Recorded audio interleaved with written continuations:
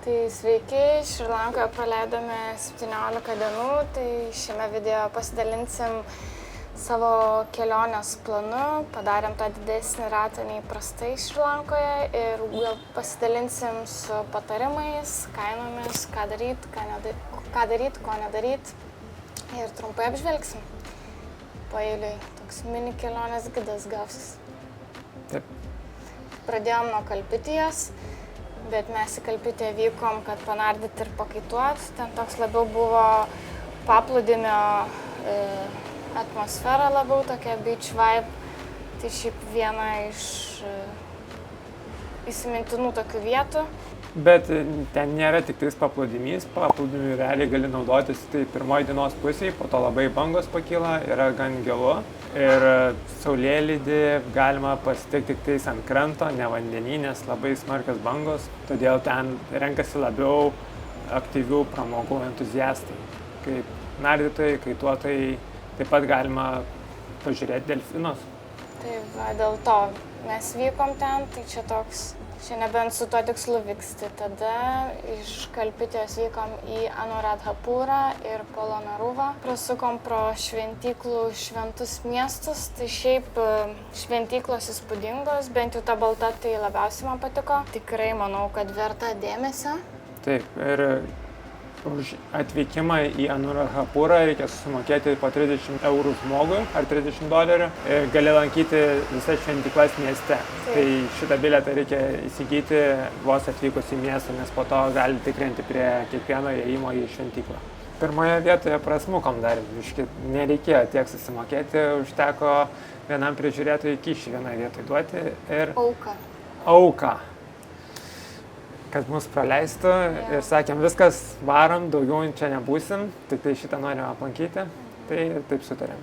Polonaruva tai taip pat UNESCO paveldo miestas, kažkada buvusi Šri Lankos sostinė ir patekti į šią vietą taip pat kainuoja apie $30, tačiau šioje vietoje yra viskas gan centralizuota, jūs važinėjate su mašina tarp griuvėsių ir stupų. Ir šioje vietoje yra daug paprasčiau viską pamatyti per trumpą laiko tarpą nei Anuradhapuroje, nes ten šventyklos išsimėsčiusios po visą miestą.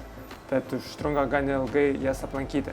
Tačiau mes buvom pasižymėję keletą jų, tai greitai aplankėm ir tęsim kelionę toliau, neužsibuvome juose. Taip, galima pasimti ten nakvynę kažkuriam iš tų miestų ir tada apvažinėti, bet mes, kadangi vykom iš Kalpitijos iki Sigirijos, tai su vairuotoju privačiu apvažiavom ir geriausia buvo ir laiko atžvilgiu susitaupę ir nekainavo kažkokio kosmoso. Kainavo 84 eurai kažkiek ten. O tada vykom iki Sigirijos ir Sigirijai planas buvo Pidurangala kalnas ir Sigirija Lion Rock, ta žymioji Šri Lankos visa ola. Bet planavom vykti saulėtekiai, kad išvengti ir žmonių ir geras apšvietimas. Bet prasidėjo lietus mūsų atžvilgiu, tai mums nusitęsė ir užlipome į Pidurangalą. Tai nuo ten visas vaizdas atsiveria į tą Sigirijos uolą ir aplamai tas visas kraštovaizdis, tai tikrai labiau rekomenduočiau ten lipti, pasižiūrėti iš toli viską, tie vaizdai gražus. Ir kaina vos keli eurai. Jo, pigu ir tu pamatai. Ir mes jau tada svarstėm nebevykti iki Sigirijos tos olos, bet susimėtėm ir tada sakom, varom greit tiesiog, nes kaip Šri Lankoje nenueit ant Sigirijos olos. Bet į tokią vietą reikia eiti arba anksti ryte ir ne savaitgalį. Ne savaitgalį būtinai, nes mes pataikėm ir ant pietų, ir ant savaitgalio, tai buvo daugiausia žmonių, kiek įmanoma, kad ten būtų. Sumokėjau $72 už 2 žmonės, bet mes nuvykus iki ten, iki viršaus, šiaip greit labai užbėgom, tam Aplenkėm daug žmonių. Ir užėjus jau tą patį viršų priėjom eilę kilometrinę, kur ten per 20 minučių kelis metrus gal pasistumėjom ir supratom, kad čia labai daug laiko ir užlipti tiesiog į viršų, kur mes nieko nematysim, tiesiog kad ant viršaus užlipsi. Bet to pačio vaizdo nuo tos pačios Sigirijos lygumos aplinkui, tai nėra kažkaip įspūdingai negu kaip nuo Pidurangalo kalno, nuo kurio ir atsiveria šitą olą. Tai labiau tą gal rekomenduočiau. Toliau vykom į Kendį, ten praleidom kelias dienas, norėjom padirbėti šiek tiek, tad aplankėme, kaip ten tas bokštas. Ambuluvava. Mes vykom į Kendį dėl Ambuluvava bokšto. Taip? Taip. Nes, nežinau, man tai jis toks įspūdingas atrodė, ten ta, kad mintis, kad sujungia vis tikinčiuosius į vieną vietą. Ne dėl to mes varėm, bet tiesiog ta simbolika to bokšto. Prie įvažiavimo susimokėjom už bokštą, parašau dabar. Taip, tai ten nusigavimas yra gan sudėtingas, irgi reikia su keliais tuktukais važiuoti, ne visi tuktukai užkelia. Ir aplankėm botanikos sodą, ten galima ir daugiau laiko praleisti, mes biškį skubėjome, nes norėjom per vieną vakarą viską padaryti, o ten atstumai gan nemaži, taip pat didelės spūstis būna, nes vienas pagrindinių didžiausių miestų. Ir tiek, ir tada vykom į Elą. Elą vykom su traukiniu. Nes visi rekomenduoja vykti su traukiniu, nes labai gražus vaizdai, nors šiaip realiai gali ir su autobusu iki ten nuvykti, bet mes pasirinkom su traukiniu, nes pagal visas rekomendacijas ir vėl labai nudegėm, nes tik įlipus į traukinį, mes vos įlipom iš visi traukinį. Dar neįlipus jau buvo aišku, kad čia įsivėlėm. Ir galvom, kad galbūt kitose stotyse išlips, bet kiek išlipdavo, tiek pati lipdavo. Tai realiai prie įėjimo prastovėjom, aš net nieko absoliučiai nemačiau apart žmonių galvų ir kojų savo. Rokui po to pasisekė, jisai prie to įėjimo atsistojo, tai kažkiek labiau kažko pamatė. Nes realiai žmonių tiek daug, kad tu ten, kur padedi kojas, ten tu ir stovėsi 4-5 valandas. Tiesiog negalėsi nei į kairę, nei į dešinę pajudėti. Ir tų daiktų net nėra, kur pasidėtų šalia laikytos daiktus, kad jie ten niekur neprapultų. Persikreipęs, tai pradėjo atjunginėti tokias vietas ir nutirpinėti kojos, kur niekad gyvenime gal nebuvo, nes tiesiog tu labai netaisyklingai pozicijai. Vienu momentu man taip rankos visur buvo kažkokių žmonių, vos ne taip veidai, ta prasme visiškai dar, nesąmonė. Buvo patirtis, įdomi patirtis tai buvo. Mes nebevažiavom iki Elos, išlipom šiek tiek anksčiau ir tada su tuktuku New Elyje pasiekėm ir iš ten... Iš ten su kitu tuktuku pasiekėm Elą. Ten irgi kelionė tuktuku gal kelias valandas užtruko. Labai kalnuotos vietos. Bet tiesiog jau nebenorėjom stovėti, nes ir taip virš 4 valandų stovėjom. Ir jau geriau tada su tuktuku, kad bent jau atsisėsti ir prapūsti tą galvą. Tai va, Eloje aplankėm žymųjį Elos tiltą, kuris yra ir simbolis pačios Šri Lankos, 9 arkų tiltą. Taip pat aplankėm kelis žygius. Tai vienas buvo Little Adams Peak ir kitas ir sekantis žygis buvo Elos akmuo. Tai irgi rekomenduojam turbūt abu žygius. Jie yra gan lengvi ir tikrai galima pamatyti gražių vaizdų aplink pačią Elą. Ela Rock tai eit saulėtekiui, nes jeigu dienai, tai aš Ela Rock saulėtekiui, taip, o Adams Peak saulėlydžiui. Taip, ir prie arkų tilto irgi, jeigu norite išvengti žmonių, eiti tik ryte. Saulė kylant geriausia. Nes mes tą rytą bandėm vėl su traukiniu pavažiuoti, bet mums vėl nepavyko. Tai mes vėl sugaišom laiko, vadinom tai Elos prakeiksmu, nes mums tiesiog tokias nesąmonės vyko. Ir mes sugaišom laiko ir aiškus nuvykom dieną. Nors visada, kai keliaujam, stengiamės tokius objektus aplankyti ryte, bet tiesiog teko suktis iš padėties. Taip. Tai tuos aplankėm. Šiaip Eloje taip pat buvo viena vieta, kur skaniai labai valgėm. Gal atsimeni, kaip vadinasi? Ne, aš parašysiu. Parašy, kaip vadinasi. Taip, ten labai skaniai gamina.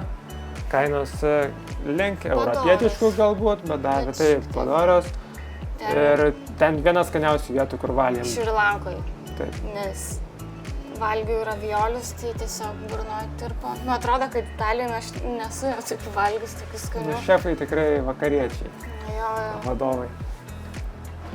Taip pat Kalpitėje rekomenduotume vieną vietą pavalgyti. Tai čia Laura parašys. Ja? Man atrodo. Tai rekomenduojam Kalpitėje šitą vietą, Elai šitą vietą. Ir šiaip Elai pasijuto labiau tas toks, kur turistinis miestas, kad daug turistų, daug šiltaodžių. Ko kalbėti ir prie šventyklų nebuvo. Mes buvom egzotika. Ten žmonės fotkintis norėjo, žiūrėjo visi žmonės į mus, kaip į svetim šalius domėjosi. Tas stebėjimas labai yra didelis. Ten, kad ir tam Kendi, tam dideliam mieste atrodo didmiestis, bet vis tiek kažkaip susidomėję stebi.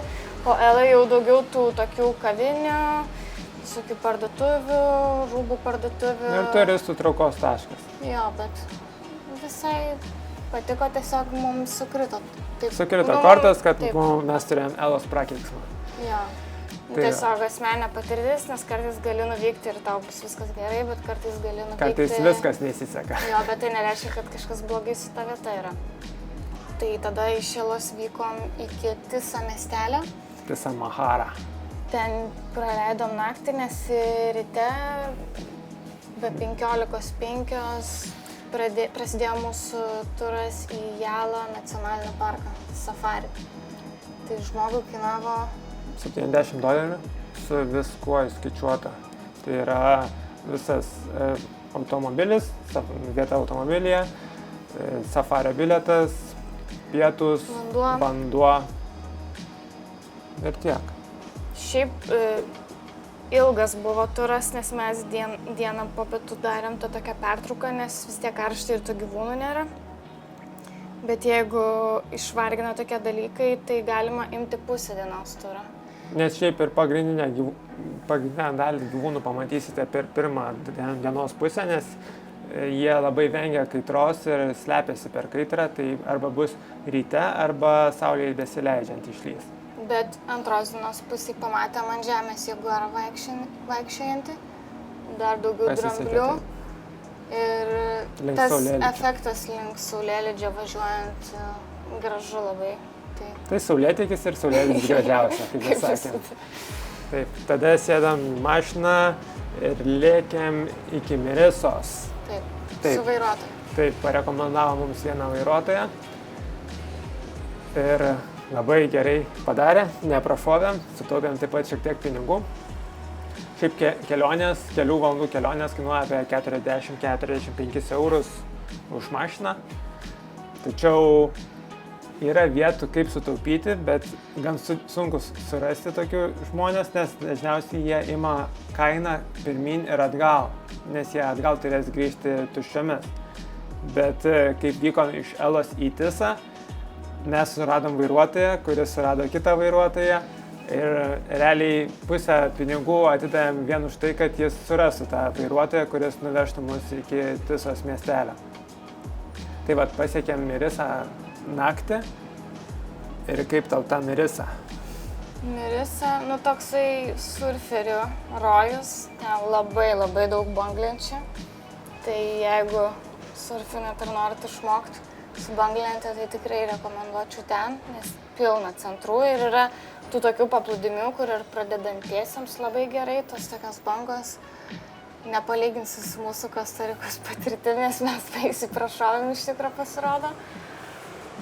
Po to su kitais pašnekėjom, kurie surfina. Tai vat pasiėmėm freedivinimo kursus, taip pat labai rekomenduojam, jeigu kas norėtumėt Šri Lankoje tai išmokti. Yra vienas mokytojas, kuris yra ekspertas tame, jis jau mokina, nežinau, gal 15 metų. Jis turi savo freedivinimo mokyklą. Izraelyje ir Šri Lankoje. Taip. Kursai vienos dienos kainuoja $100, o 3 dienų 300 ar $320. Žmogui. Taip. Ir ką išmoksi, tą ant pečių nenešiosi. Tikrai tokia patirtis praverčia visame gyvenime, šito nepamirši. Tuomet banginis stebėjimas. Banginis stebėjimas. Taip, galima plaukti su laiveliu, stebėti banginiu, kainuoja tarp 30-40 eurų žmogui, man atrodo. Išvykstat labai anksti ryte. Ir yra kitas variantas, kuriuo mes pasinaudojam. Tai yra nelegalu Šri Lankoje, bet plaukimas su banginiais. Snorkelinimas, tas paviršinis. Taip, tai susiradom. Šiaip tai yra nelegalu, tačiau siūlo toliau įvairios kompanijos keliauti su jais. Atsiradom vieną su labai gerais atsiliepimais. Išvykom ryte irgi, kelintą ten atsimeni gal? 6 ryte dar saulei nepakilus. Išvykom, tai truko turas apie 4-5 valandas, mes buvom 4 iš viso, mes 2, tada gidas ir vairuotojas, poteris vadinamasis. Šiaip turėjo dar 2 žmonės prisijungti, bet jie atkrito, tai mums labai pasisekė. Tiesiog ignoravo, gavos privatus turas, kuris kainuotų šiek tiek brangiau. Tai irgi iš pradžių tas pirmas kelias valandas nieko nematėm absoliučiai, nei jokių žuvų, nei vėžlių absoliučiai, ir jau tada buvau pradėjęs galvoti, kad galbūt čia kažkoks ar skemas, ar kažkaip čia mums nesiseka ir dabar tiek pinigų sumokėjom ir čia tiesiog pasiplaukysim. Buvo labai banguota, tai tas toks plaukimas labai daužė valtį, jo labai išvargina. Po to netgi skaudėjo mums kelias dienas užpakalis, nes tiesiog ant tiek atsidaužo. Bet pavyko mums surasti mažasis orkas. Taip pat čia yra viena iš banginių rūšių. Taip pat jie artimi ir delfinams, todėl yra panašus į delfinus, tačiau jie su delfinais turi tokius įdomius santykius. Jie gali ir draugauti su delfinais, bet gali juos ir suvalgyti. Tai būna bandose jie ir jų šiaip nėra daug pasaulyje, tai tikrai labai pasisekė, kad juos pamatėm. Viskas vyksta pagal etiškus, galbūt pasakyčiau, standartus. Ten nėra, kad ten pamato ir plaukia belia kaip greit ir ten išmeta. Nu, jie irgi žiūri, kad nesusikirstų keliai ten, kurios keliauja, mato. Stebi labai viską. Mažas laivelis taip pat.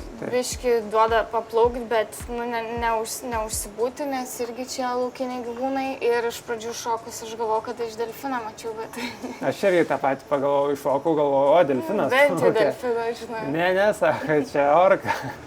Tai jo, taip. Ir įdomus faktas, kad tas jų garsas skleidžiamas, jisai ne tik, kad vandenį girdisi, bet ir būnant valtį virš vandens, tu girdėjai jų tą šnekėjimą. Nu, viena iš įspūdingiausių atrakcijų, ta prasme, šiaip nuotykių Šri Lankoje. O Šri Lankoje tai tikrai topas, abudu rekomenduojam labai smarkiai. Kainuoja šiek tiek brangiau, bet manom, kad tikrai verta. Aišku, jeigu gamta yra nenuspėjama, tai yra 5%, kad pamatysit banginius, bet sako jie, kad 5%, bet šiaip gal koks 20% gali būti, tai gali būti, kad sumokėsit pinigus ir nieko nepamatysit, tai čia sėkmės reikalas. Šiaip čia tokį dar faktą pasakė, kad anksčiau daugiau tos gyvūnijos buvo ir tų mėlynųjų banginių atplaukdavo ir pačių vėžlių, bet tada Šri Lanka priėmė kaip naftos laivą kažkokį. Ir įvyko tas įsileimas ir tada labai daug gyvūnų išplaukė ir jų yra akivaizdus sumažėjimas.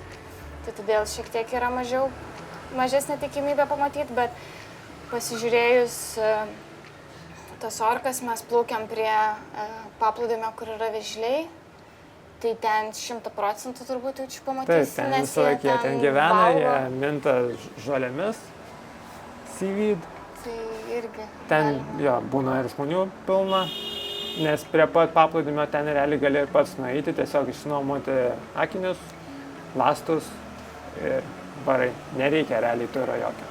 Nu, tai yra keli lankytiniai objektai Miresui, tai palmių kelias toks ir tada slaptas paplūdimys yra. Tada toliau pavažiavus apie 40 minučių Unavatūnoje yra palmės supynė tokia kaip svingas, yra mokamas ir yra nemokamas. Jo, iš pradžių prieisit mokamą, kainuoja kiek? 300? 600 rupijų žmogui, apie 1,5 euro, gal kažkas tokio, leidžia 3 kartus prasisukti. Tai va toks turistinis, instagraminis dalykas, o toliau paėjus galite rasti nemokamą supynę, tai galbūt ne su tokiu gražiu vaizdu. Grįžom į Kolumbą. Grįžom į Kolumbą paskutinę dieną, nes skrydis buvo gan anksti ryte, tai nesinorėjo ten 3-4 valandas dardėti autobusu iš ryto, lėkti, tai atvykom iš dieną prieš lėktuvą ir dabar galim pasakyti kažką tiksliau apie skaičius. Gerai, tai viso buvom 17 dienų, kaip ir sakėm, maistas mums kainavo 436 eurus, kas dienai yra apie 25 eurai. Planavom tilpti į 30 eurų, tai ir sutilpom. Bet jau žiūrėjom tas vietas, kartais paslepindavom, kartais ne, nes čia irgi toks individualus dalykas, nes tarkim tų vietinių maistas kartais gali kainuoti pigiau, bet kartais po 15 eurų išleisdavom. Gali ir brangiai kainuoti. Jo, Mirisui tai biški skaudokai, nes jeigu nors skaniai pavalgyti, tai be 20 eurų tikrai nepavalgysi. Turėjau ieškoti tos vietos, sakau, tos kelios išskirtinės buvo Kalpitijoje, tada buvo Eloj ir Mirisoj, ten, kur mokinomės freedivinti, ten bus labai gera vieta. Jo, šiaip maistas kainavo daugiau galbūt nei tikėjomės. Jo, lyginant su pietryčių Azija, tai Tailandu. Tai ganėtinai brangiai iš tikrųjų. Taip. Bet dėl to, kad jau turistinė vieta yra Šri Lanka, tai ypač turistinėse vietose, tai turėsit susimokėti daugiau. Tai apgyvendinimas iš viso kainavo 327, dienai gaunas 19 eurų. Jo, čia planavom irgi apie 30 sutilpti. Čia lubos buvo, bet turbūt niekad ir nekainavo 30, visada kainavo tarp 15-25 eurų parai. Kad ir už 15 eurų tikrai galima gauti gerą kambarį su kondicionierium, tos lovos tikrai ir švaru, ir tvarkinga, nėra ten kažkokia, kad kažkokiai skiliai gyventų. Tai va, kas dar smarkiai suvalgo biudžetą, tai yra transporto išlaidos, nebent norite patirti tokias nerealias patirtis, kaip važiuoti vietiniu autobusu 4 valandas už 1,5 euro arba lėkti su traukiniu pilnu žmonių už 3 eurus gal 4 valandas ir nepajudėti iš vietos. Žmogui. Todėl gali būti greičiausiai, kad naudositės privačiais vairuotojais, tai aplėkti visą salą mums kainavo 382 eurus, kasdienai gavosi apie 22 eurus. Galėjom sutaupyti kažkiek, galėjom, bet būtume nesutaupę sveikatos sąskaitą ir laiko sąskaitą. Nes tos ilgos tokios kelionės su viešuoju, tai jos labai išvargina ir labai daug laiko prarandi ir vietoj to, kad kažką galėtum pamatyti, tu važiuoji, bet ir su tais privačiais irgi tas pats buvo. Atrodo, tie atstumai galbūt kilometras nėra labai ilgi, bet daug kur važiuoja tik ant 60 km per valandą greičiu. Laikosi taisyklių. Nėra tų greitkelių, taip labai lėti lenkimai vyksta, nes ten pasirodo, kad ir 2 km viršį jau tave policija sustabdys ir išrašys baudą. Tai va, o didžiausia pinigų suma suvalgė pramogos. Jo, labai daug kainuoja pramogos čia. Iš tiesų galvojam, šioje vietoje kažkiek sutaupysim čia, bet viršėm gan smarkiai tikrai savo planus, tai viso pramogom išleidom 1176 eurus. Kasdienai gavosi apie 69 eurus. Ir brangiausias dalykas kainavo apie $300. Turėjo kainuoti 400, bet mums pasisekė, nes neatvyko žmonės, tai mes mokėjom 300 už tą nelegalų dalyką. Banginį ieškojimą ir plaukėjimą. Realiai mes žvejojom, nes ten turi licenciją žvejojimo ir turi meškerės, išvykom į žvejojimo turą. Taip. Antra pramoga brangiausia tikrai buvo kaitavimas, nes pasiėmėm instruktorius. Jeigu pasimtume tiesiog įrangą, čia irgi žymiai sutaupytume arba turėtume savo. Ir trečioje vietoje nardymas. Nardymas taip pat kainavo po 35 eurų žmogui, vienas nerimas, tai per abu 240 eurų. Tai va, toliau Anuradhapura ir Polnarava kainavo irgi šiek tiek nemažai. Iš viso išleidom 2463 eurus, bet čia be skrydžių, nes... Skrydžiai labai individualus reikalas, priklauso kur skrisit, ar pirmyn ar atgal, mes išskridom į kitą šalį. Ir gavosi dienos vidurkis 143 eurai, bet atmetus tam tikras pramogos, jeigu nenardot ar ten nekaituojat, tai dar pigiau gaunasi. Tikrai taip. Galima pigiau praleisti laiką. Šiaip daug su tuktukais važinėjom, ko neplanavom irgi. Taip, dabar gyvenam vietoj, kur nėra tuktukų, tai džiaugiamės ramybę, nes ten tie tuktukai yra velnio išmislas. Labai pypina daug ir... Labai. Ten net nėra taksi, ten yra vien tuktukai. Taksai nėra, kad su plafonais važinėtų, tu turi arba kažkaip susirasti tą vairuotoją, susiskambinti, visais kitais atvejais bus tuktukas. Taip. Tai va, ant transporto dar labai susitaupo, tai PickMe programėlė, tai Šri Lankoje naudojama programėlė kaip Boltas ar Uberis pas mus. Tai galima, kad ir nėra vairuotojų, galima sužinoti, kiek turėtų kainuoti tam tikra kelionė iki tam tikros vietos ir pagal tai dėrėti su tuktukų vairuotojais. Tuktukų mafija. Nes šiaip kainos jie ten nenori nuleidinėti. Tai va tiek. Ar patiko Šri Lanka? Man patiko Šri Lanka, čia yra tikrai ką nuveikti, galima dar daugiau laiko praleisti, tačiau galbūt jeigu ir vykčiau, tai vykčiau tik tam, kad kaituoti ir galbūt panardyti. Arba su banglente, jeigu. Arba su banglente, taip, aktyvių pramogų kažkokių. Šiaip pakeliauti jau užteko. O tau? Nu, man irgi, kad patiko aplankyti, bet kadangi galbūt jau prieš tai buvo daug tokių pirmų įspūdžių kitose šalyse, ten tas pats, ten drambliai, vaisiai, palmės, ten visas tas egzotinis pasaulis, tai gal nebuvo taip, kad nustebintų, bet patiko safari turas labai. Taip pat kultūra yra visai kitokia nei Pietryčių Azijoje, šiek tiek labiau Indiją primena. Kad ir kaip liūdna tai sakyti iš tikrųjų, ir jie nenorėtų tai girdėti, bet yra tų panašumų vietomis ir tikrai yra ką pamatyti. O kaip tau maistas? Jų yra firminis ir pagrindinis patiekalas, kurį visur rasite, tai yra karis, ryžių karis. Taip.